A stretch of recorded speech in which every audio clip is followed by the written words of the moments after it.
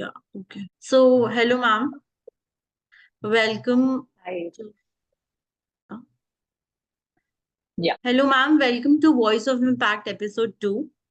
Today, we have with us Noureen Aysha, the co founder of FemiSafe, a female wellness and hygiene brand dealing in period care, grooming, and intimate care, catering mainly to aspirational women of tier 2 and tier 3 cities of Bharat, and also focused on ending taboos about periods by spreading awareness about menstruation education. SemiSafe also focuses on making period taboo normal in the society, and their products don't lead to any kind of discomfort, and it's completely safe. And it's compared to pads and tampons that have a lot of chemicals that may lead to different diseases in the future, in the long term. So right now we will just show a video about Noureen Aisha about what they have achieved till now as a company. So I will just start the video. Sure.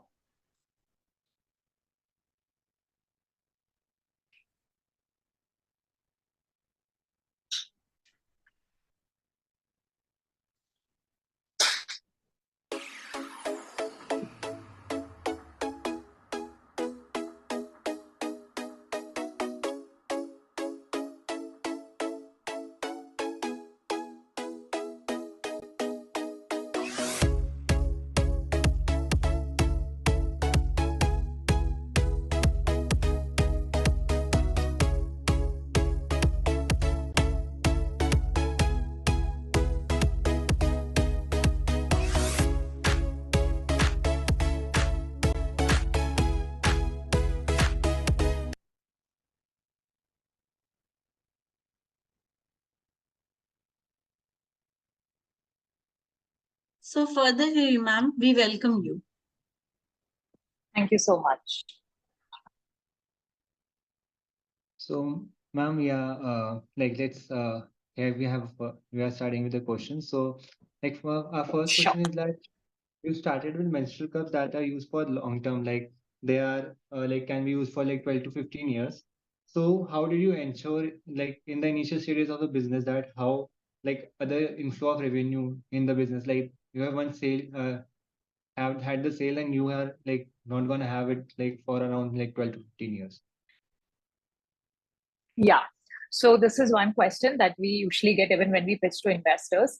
So menstrual cup is just one of a product, and we have another, wide range of products. So menstrual cup was, yes, our first product, and it's mostly the impact driven product in, FemiSafe.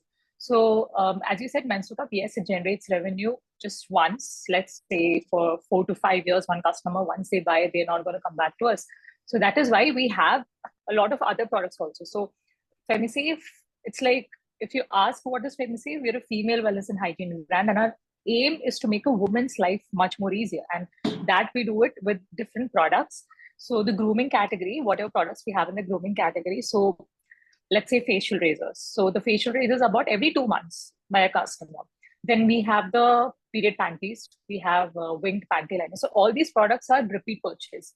So for a customer, let's say menstrual cup could be their, more of an entry product to our brand. Or either, they'll buy razors first. If they're happy with that, they'll go to menstrual cups.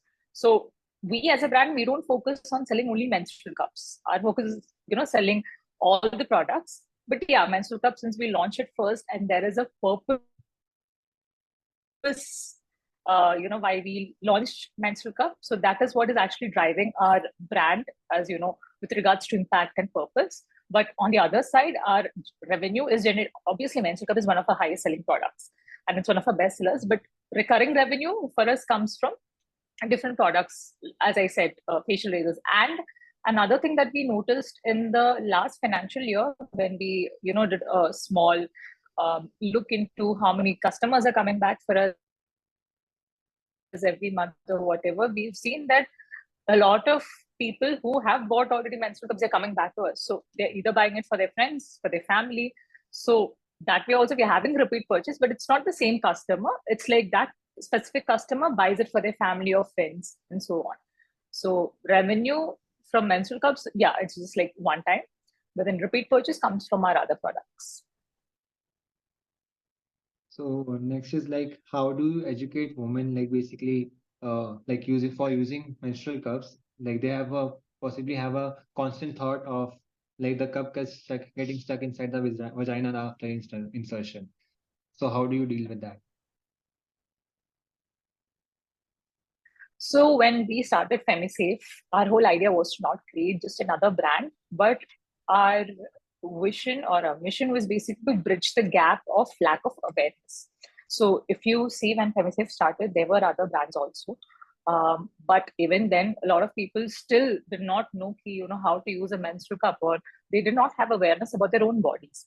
So that bridging the gap of lack of awareness was what we tried to do first as a brand, because it's easy to like before and all, what people usually do is they sell the product directly. But here we are basically educating our potential customers ki aise you have to use it. It's like through different ways. So we use content strategy on Instagram and YouTube and all that. Then we do awareness sessions. So I myself, I'm a menstrual educator. I take awareness sessions for schools, colleges. So a lot of schools and the teachers and the colleges, everybody has understood that women, they have education, but still a lot of people, whether men and women both, are uninformed about their own biology or the anatomy. So what we do is we basically create awareness about the product. And as a brand who's creating awareness, for example, I am giving an information of something that you don't know. And so you will definitely prefer FemiSafe as, let's say, potentially if you're going to use menstrual cup in future, you got the information from FemiSafe that, SSA use. So whoever we are giving the awareness, they in turn become a potential customer. So whenever we do the awareness sessions, we don't try to sell our menstrual cups over there. All we do is we're giving them awareness. Whenever they want to switch to menstrual cups, maybe FemiSafe might be a choice. So all the awareness that we've created is through all these awareness sessions and content. Content has really, really helped. If you check FemiSafe's Instagram itself, all the content that we put, you'll rarely see our product images on the page. You'll see a lot of information. So that's how we're doing it. So, ma'am, menstrual cups are of different sizes. So, how one can determine their size before the use of the product? Okay, so initially what we used to do is there is a standard size chart. So even if you go to buy any menstrual, so there's a size chart: small, medium, large. This flow, and people have given birth vaginally. But imagine it's a 20-year-old girl. So usually they say that first-time users, let's say up to 18 years old or 20, go for size small. And then people about 20 years of age go for size medium. But at the same time, they say that those who've given birth vaginally go for size medium or go for size large. So it's very confusing to analyze if there are a lot of factors coinciding. So when we identified this thing, we created a whole algorithm on our website. So if you as a customer wants to find out your right size, we have a set of questions. It's basically like a quiz. So you answer these questions, and at the end of the quiz, the quiz analyzes your most accurate size. So that is the most easiest way we felt, because it was very difficult, when people come and ask us that, I'm 30 above, I have given birth, so C-section, which size should I use? So normally we say people about 30 or 40 should use large. So there's a confusion that was being created. So the best option we felt is that, okay, let's create a quiz on our website and let the size be analyzed, generated automatically. So that's one of the best. So if you go to FemiSafe's website, you'll see find your size option. Just go there and find your size. Super easy. Okay, so you have also achieved a Guinness World Record recently, and so what was it about? So the Guinness World Record actually, so in Ernakulam, that is in Kerala, we are based out of Kochi. So Kochi district, Kochi is in actually Ernakulam district. So our MP of the Ernakulam district, he had an initiative. So he usually does CSR projects. So last year, his CSR project was to distribute menstrual cups. So then, luckily, he found a sponsor the Muthoot Group. They were like, okay, there is 1 crore rupees. We'll do CSR project, so and so. So we're like, okay, how many people can you accommodate, or how many people can you provide menstrual cups with the 1 crore? So that's around 100,000 menstrual cups you can distribute. So that was the Guinness World Record. That is maximum number of period product distributed in 24 hours. So it was a 2-month long project wherein we had to train all these, or give awareness to all these 1 lakh people, and it was not easy. So we had to find volunteers who were later divided into smaller groups. So that actually became a Guinness World Record, and we are super happy that we were able to be a part of that Guinness World Record. It was a cumulative effort of a lot of people. That is, let's say, RMP, and at the same time, there were doctors from IMA, who were of great support. So that was about the Guinness World Record. It was So basically are world's you, largest menstrual cup distribution. yeah. So are you also planning to enter in the biodegradable pads market or the comfortable pads market, which are not having any chemicals? And tell us something about the current like period panties market, which you have recently entered as an SKU. Yeah. So biodegradable pads, not as such as of now, because again, like, see, according to FemiSafe, when I said to make a woman a pad every, let's say, 3 or 4 hours, you can't wear it for longer hours. When you're traveling, it is still difficult to dispose. I mean, it might be environmental friendly, but as an individual, it is very difficult for you to, dispose it when you're traveling. So those are all small inconveniences. So we feel that we can solve it better with period panties and menstrual cups, because again, period panties, some people ask us, come on, period panties, you have to dispose. So, I mean, how do you have that SKU, or how do you have that product? So, period panties is for those people who are tired, who are tired of using sanitary pads, and but at the same time, they are not yet ready to make the shift to menstrual cups. So, for those people, period panty, you have to use one period panty. You can use only one period panty for one whole day. So basically, again, it's becoming much more convenient than a sanitary pad for the people who are a little bit afraid to shift to menstrual cups. So that is a whole reason why we launched the period panties, because it provides all the benefits of a menstrual cup of the pads that you're using, like, disposing it. So yeah, so that's one of the main reasons why we launched period panties. So, ma'am, can problem of leakage be tackled with menstrual cup or any situation of high flow? Yes. So menstrual cup compared to pads holds higher volume. So usually pads may, let's say, if you are somebody, on an average, a woman bleeds, let's say, 7.5 to 15 ml per day. So your pads, again, if you're bleeding, let's say 15 ml every day, you still have to change like 3 to 4 pads. But if you're wearing a menstrual cup, the volume of the menstrual cup is around 25 to 30 ml, depending on the size that you're using. So yeah, it can prevent. Now, how it prevents leak is that basically it does not overflow. Pads leak because they're overflowing, and its capacity is like it cannot absorb any more blood. But menstrual cup collects blood instead of absorbing, so it can collect much more than a pad. So yeah, it technically, if you wear the menstrual cup right, then there'll be no leakage. What are the benefits of menstrual cup to menstrual health as compared to traditional pads? So, like, we all have always believed that, our period blood smells bad. But it was me, after I started using menstrual cups, I realized that the problem was not with the blood that was smelling bad, it was actually the pads. So usually what happens is, when the blood gets absorbed in the pad, every time you go to washroom, you remove your underwear, you wear it again. So it's getting exposed to air. So when it gets exposed to air, the blood oxidizes. It becomes a breeding ground for germs and bacteria. That is how the smell is coming. It mixes with your sweat, your blood, and everything, and that's how the smell comes. But at the same time, when you're wearing a menstrual cup, it's inside your body. It's not, there's no exposure to foreign air or anything of that such. So I realized it, like, when I used menstrual cup and I was emptying my blood and I smelled that, like, it smells just like normal blood. There's no bad smell. And now, because, see, so the bad smell comes from all the sweat mixed with the blood and, air coming, trapping, and all that.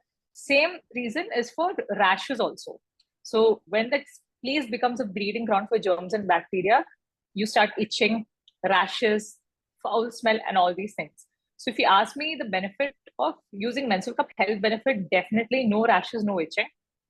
It's much more safe to the body because the medical grade silicone that's used in the menstrual cup is the same as that's used in the urine tubes or breast implants. So it's safe for your body. It will not react with your blood or your body. Then another thing is, again, there'll be no leakages. So when there is no leakage, you're much more confident. So these are the benefits of menstrual cups, and health benefits also. As I said, it's like rashes, itching, no more, not at all once you wear menstrual cup.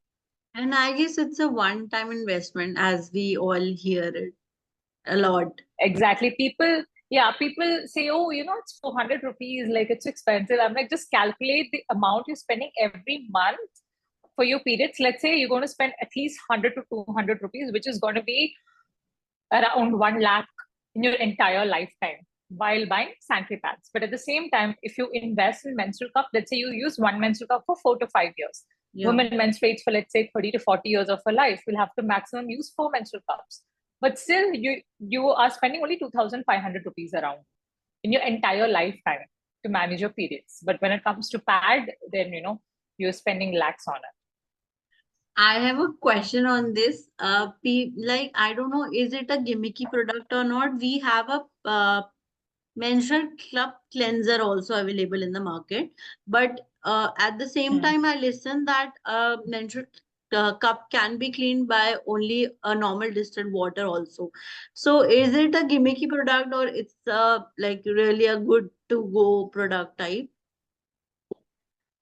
So I wouldn't say it's a gimmicky product because sometimes what happens is when people have really, fluctuations in their hormones, so their blood and they'll have white discharges, which mixes with the blood, and your blood might smell a little more stronger. So if you wear the cup for a long period of time, maybe that smell can transfer to the menstrual cup. So in that case, you can use the, menstrual cup wash, but it is not a necessity. It's not a need. If you want, you can use it. It's just like intimate washes, If you want, you can use it. If not, you can avoid it. So we usually suggest everybody, when people come and ask us, we say, we prefer, like normal water or warm water. But if you want to use it, you can use it, but it's not mandatory. Exactly. Thank you. So, a lot of women are also concerned with the breakage of hymen linked to losing virginity. So how have you dealt with it in the initial stages of the business, like to understand the woman, like it's not about losing virginity and it's about your health? I think it was a very challenging thing to do that, because talking about all these things are it's a very sensitive topic. First of all, period is a stigma. On top of that, talking about inserting something into your vagina is stigma. Then talking about inserting something and then talking about the hymen was a stigma. So, but I think somebody has to talk about it, because as humans, we all have herd mentality. So from a very long time, people used to not talk about this, so nobody's talking. But somebody has to start talking so that this becomes normalized. So initially, when we were starting, as I said, social media was that one platform that we used. We started making contents on things that, with topics like menstrual cups break stigma, not hymen.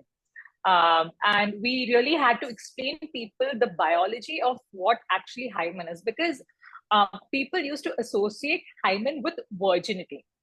And that was a main concern, actually.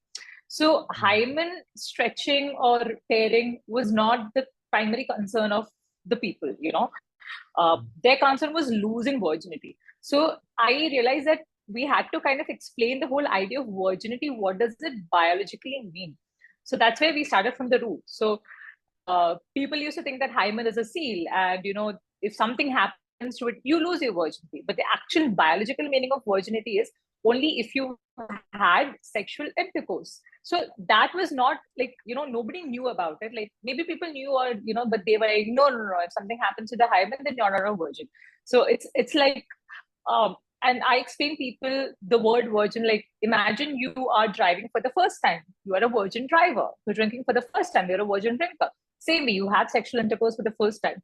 You're no more a virgin, or you're doing it for the first time. You're called virgin. But that does not mean you insert anything inside your vagina, you lose your virginity. And then people had concerns about, no, the hymen will get stretched, it will break.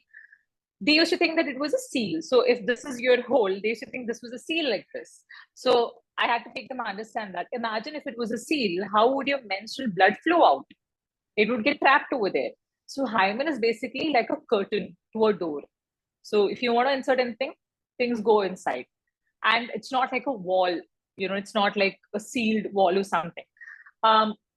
It's like initially people were still very skeptic, but I think over the period of time, like 10 people talk, then 20 people talk, then 40 people talk, then 100 people talk. It kind of became common, and now I think the whole concept of virginity itself, nobody cares about it. It's slowly changing, but it will take time to change because India is a very patriarchally rooted, country. So it will take time to change, but I think it is still changing. At least now people have understood that losing your virginity means sexual intercourse, not inserting anything inside. So I think we've come a long way.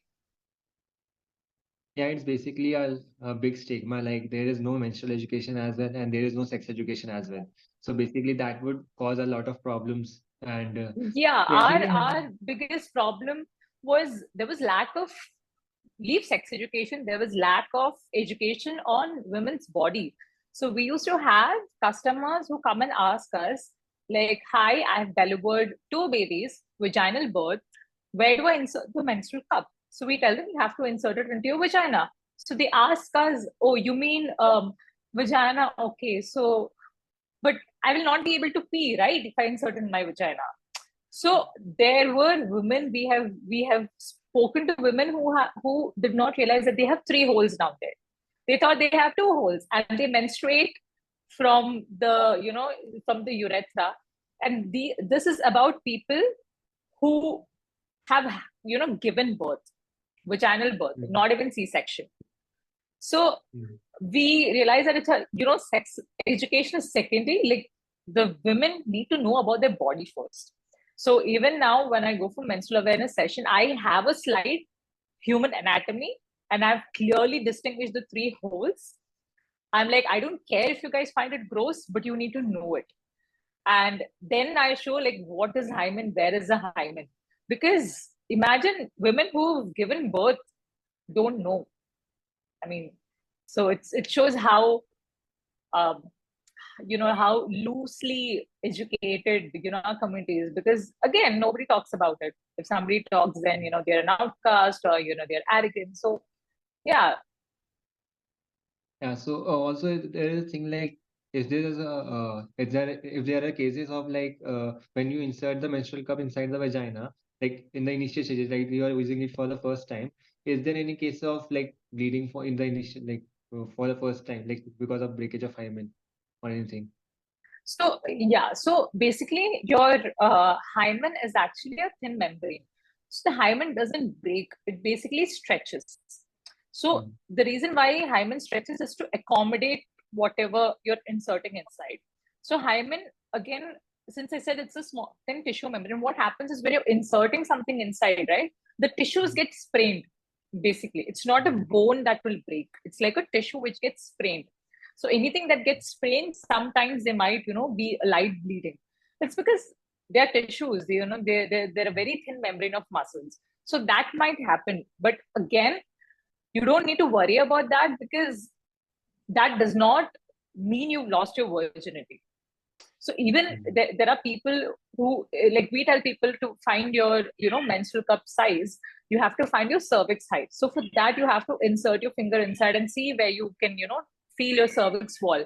But again, for that also, you have to insert your finger inside. There are people who insert the finger inside with long nails. They might, cause tiny scratches on their hymen. You can still bleed. So that's what. And sometimes some people don't bleed at all, no matter whatever they do. Some people don't have a clear defined hymen.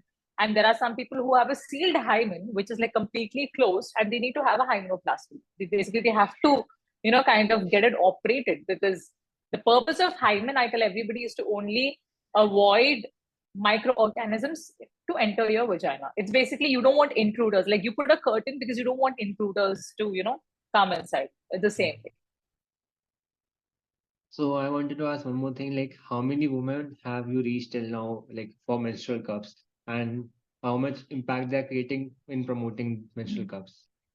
Have they? I'm pretty sure the people who, I mean, our customers who bought menstrual cups from us are definitely propagating this information, because I've been using menstrual cups from past 8 years, and I talk about menstrual cups the moment I see somebody and they tell me, I'm just tired of ads, because it has changed my life. So I think we women are of, our whole personalities. If we love something, we boast about it. The word of mouth is more between women, because we've also noticed that, as I said earlier, we've had repeat customers for menstrual cups, and we were like, okay, why is this customer buying multiple menstrual cups? So we were like, we've done multiple feedback calls just to see in case, is there some issue with the menstrual cup, because they have to use it for like 3 to 5 years, and they're buying it like within few months. But then when we called them, they said, oh no, it's for my friend, oh no, it's for my cousin. So yeah, it's definitely spreading. And I think till date we might have um, you know uh, we might have sold our menstrual cups to around 1 lakh women. So yeah, I think we've been able to reach that in a short span of 3 years. So this is the data that we have. But then Amazon, Flipkart, also we sell the product, but unfortunately it's like we don't get the data. But yeah, so let's assume around 1 lakh cups we've reached out to around 1 lakh women, and 1 lakh women are using our menstrual cups. So thank you so much for being in a session of Voices of Impact. We are truly grateful for your such Thank you valuable so much. insights about and FemiSafe. Thank you. Thank you so much. I really like this initiative. I mean, yeah, it's not actually possible to bring everybody, offline, but you guys are doing it online, and it's a really good initiative. And also, like Women's Day is also coming on 8th of March. So basically, we will try to Yes, upload it. yes, yes. Sure, sure. Definitely, definitely. Okay, thank you so much, ma'am. Thank you. Thank you so much. Bye-bye.